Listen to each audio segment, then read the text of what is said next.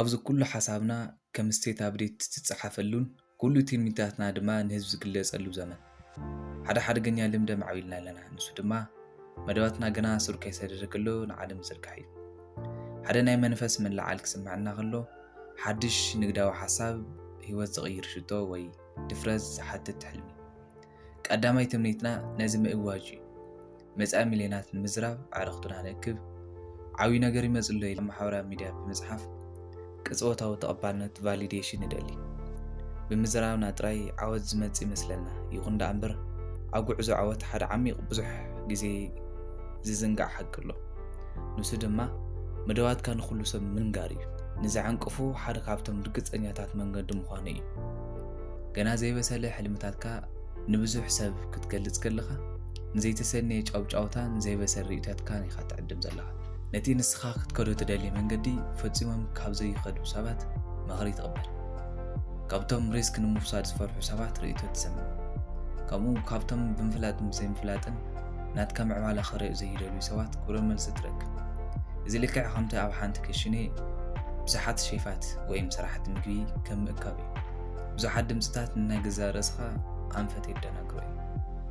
ብተወሳኺ መደባትካ ቀዲምካ ብጋህዲ ኣብ ምዝራብ ስነ ልባዊ መንፈንጠር ኣሎ።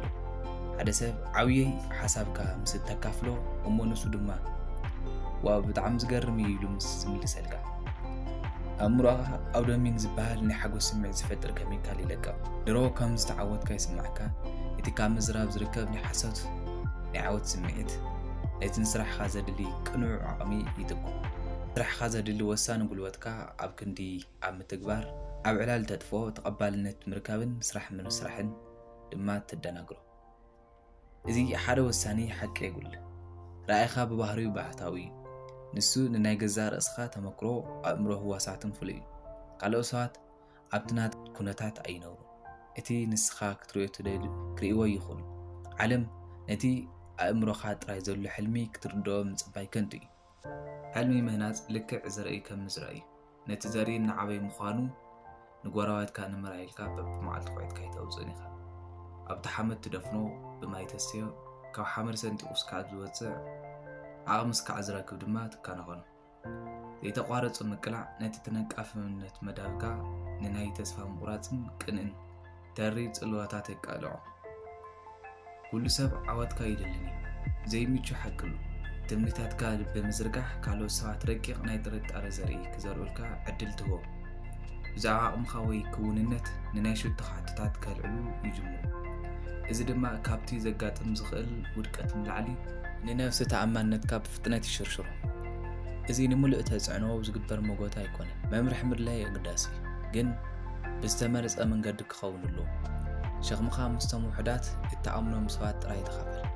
እቲ ራእይ ዝርድኡ መምሃራን ሞኒተርስ ነቲ ሓደጋ ዝካፈሉ መሻርክቲ ወይ ድማ ሃነፅቲ ነቐፌታት ንምሃብ ተመክሮ ዘለዎም ሰባት ንሱ ካብቲ ዘንበርክኽ ፍርሒ ናይ ህዝቢ ፍርዲ ይከላኸለልካ። ተዓዛብቲ ኣብ ዘይብሉ ብምስጢር ክትመራመር ክትወድቕን ክትመሃርን ነፃነት ይህበካ። እቲ ኣብ ከባቢኻ ዘሎ ዓለም ብጫውጫውታን ክርክርን ክዘናጋዕ ከሎ ንስኻ ትኩረትካ ሙሉእ ብምሉእ ኣብ ስራሕኻ ግበር። ኣብ መወዳእታ ሰባት ብዛዕባ መደባትካ ብዙሕ ኣይግደሱን እዩ። ዝፈርደካ ብውፅኢትካ ጥራይ እዩ። ቃላት ከም ትንፋስ እዮም፣ ተግባር ግን ጭቡጥ ነገር እዩ። ሓሳባትካ ቀሊልካ ምስ እትሕዞም ንራእይኻ ኣብ ኣሉታውን ነገራት ትከላኸለሉ። ነቲ ብሓቂ ኣገዳሲ ዝኾነ ተግባራት ንምስራሕ ድማ ግዜን ቦታን ትረክብ። ስቕታ ከም ሓደ ልዑል ሓይሊ ሱፐር ፓወር ጌርካ ተጠቐመሉ።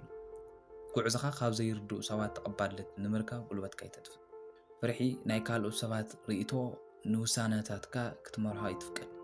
ስቑኢልካ ክትሰርሕ ኣብ ናይ ገዛ ርእስኻ ጥራይ እኹል እምነት ይሃለኻ። ኣብ ጽላሎት ኮይንካ ስራሕ። ነቶም ስራሕትኻ ብዘይውቃዕቃዕ ሰጊርካ ሕለፎ።